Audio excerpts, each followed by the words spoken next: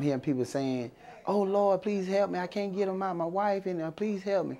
And I said, "I gotta go help the other people." She said, "Baby, go help the other people. Go help the other people." So I ran off and left from where she were, and I went to the trailer, our trailer behind my trailer.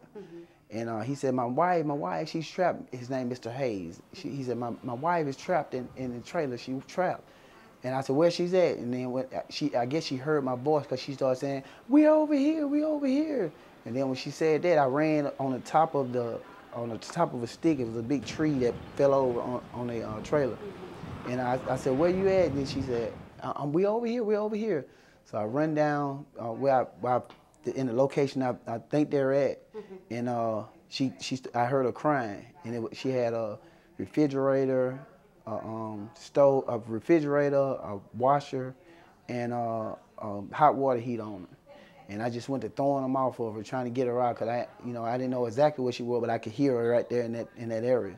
So once I got them off of her, I picked up a board, and it was just wedged up. But the only place you can get was right there where she was. And when I pulled her out, her mother was down there still. And I didn't know her mother was in there, but her mother was up under there. So I grabbed in and pulled her out too. Once I got her out, I asked them, I said, y'all okay? And they said, yeah, we okay. So I ran on up the road a little farther, and I seen another guy, a young guy and a woman and their baby. And I said, y'all go to the church, And then I turned around with them and ran to the church and to make sure that everybody got in the church. And the glass in the front was broke, so unlocked the door and stuff so everybody can go in the church and everything. And then I left everybody in the church and ran back up the road. And when I got back up the road, at the front of the trailer park entrance, it was a lot of trailers there. And I ran down through that way, and the other people were just covered up in the back part. And I said, well, we got to get these people to the road, because if we don't get these people to the road, they ain't not going to know where they at.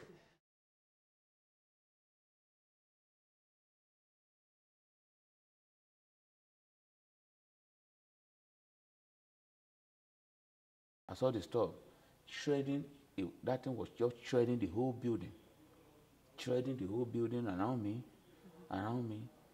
and I can hear my wife shouting, calling for her little boy. Lay down, lay down. She jumped on that little boy by herself, covered the little boy with her own body. Then I hold on to the kitchen cabinet with one of my hands. All of a sudden, I saw the whole roofing gone from my house. The whole building was exposed. The next thing I saw, I was on the sky. I don't know how many feet I was.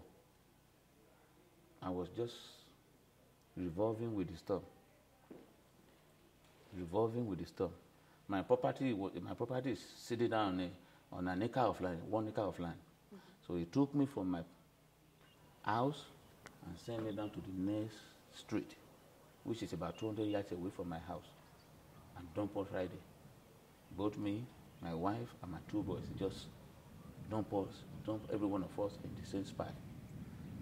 When I woke up, when the paramedic came, it was a guy he came to me and said that they woke me up. He said it's from National Guard. This is what he told me. Then I began to gain my consciousness a little bit. They saw my little boy and my 15-year-old son. So my 15-year-old son broke his arm, and he has a lot of cut on his body. Then he came to me and said, Daddy, Mommy gone. That's when I said, where is your mama? Right behind me, laying down, just sleep. The paramedic went down there. They said, oh, Dave, don't worry about that. Let's take care of you and your boy. They said, nothing they can do about your wife no more. I can't take it. It was a very horrible and a painful. Somebody we were just talking, everything just changed in my life. 1 minute. Under 1 minute, everything, the whole of my life was upside down. The love I have for my wife. I came to this town is from